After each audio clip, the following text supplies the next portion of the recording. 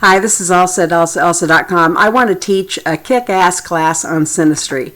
I have Mars conjunct Mercury and Libra in the 9th house. I've been studying the ways that people interact all my life. This is a massive area of interest for me. I'm also an astrologer, and I've been at that all my life. So these two interests combine inside of me, and it's high time that I teach a hardcore class on Synastry that's fun. To introduce my way of thinking about this, let's just think about what happens when two people meet. You're you, and this other person is completely intact. So imagine you're coming around a corner and you collide. Immediately, your energy fields start to interact. So you may see this person and you may be mildly interested, you may be ferociously interested, you may be absolutely disinterested, you may be repulsed, they may make you laugh, you may feel like judging them, you may feel like they're judging you, you may be intimidated, you may be sexually attracted.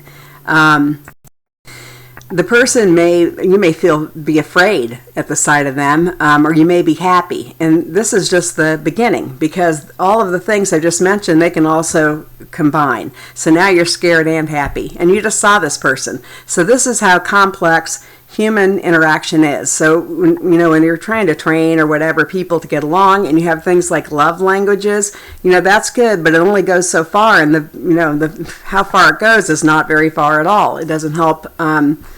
It doesn't begin to address the complexity of what happens when two people are in a close space.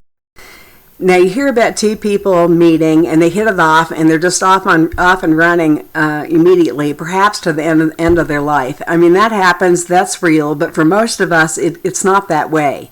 And if you stop and think about it, why would it be? Like say, those people, let's say they have a smooth ride. Well, if you're a thrill seeker, what would you be doing on a smooth ride? Put a thrill seeker on a smooth ride, they're going to jump off the boat, to have a thrill, see? So when you start to learn these things about yourself and who you really are and what you're really looking for, it makes it a lot easier to get along with other people, because you're going to, if you understand who you are, you're going to want to be yourself. And if you're going to, once you get that and understand that, you're going to want the person you love to be themselves too. I'm going to give you a personal example of how Synastry can help you get along in a relationship. This is a little bit stupid, but it's what came to me. My husband, he's a Taurus with a Scorpio moon, and he goes in front of me like for the bathroom mirror. Okay, now on some level this pisses me off because I'm the girl. It's like, hey, what are you doing? I'm the girl, ladies first, blah, blah, blah. Okay, but then I just stop and think just a minute.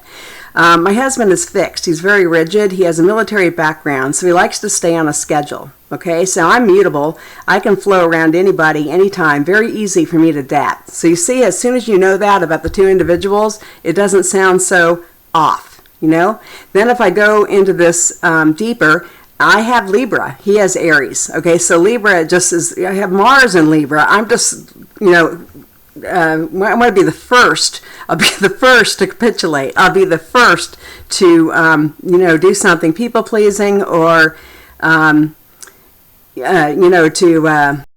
I'll be the first one to compromise. I also have Venus square Neptune, and so who is going to sacrifice? I'm going to sacrifice. We're designed this way. So, how this looks on one level and how it actually is, once you understand what's really, my point is your partner can do something that really, pisses you off, really for outside reason, actually. But if you look at it, you may find out that the way that the setup is in the relationship actually works for you, and you may even be complicit. So see, when you start finding out this kind of thing, it's so much easier to get along with people. So this is the kind of thing that I want to get into and a lot more. I don't have the details worked down in this class. We're working on it now. So Tori is going to join me in this endeavor. I don't know exactly what she's going to do. That's what we're discussing. But if you want to be part of this class and follow along, the best way to keep in touch with me is to subscribe to my newsletter. There's a link down below where you can do this. All right. See ya. Bye.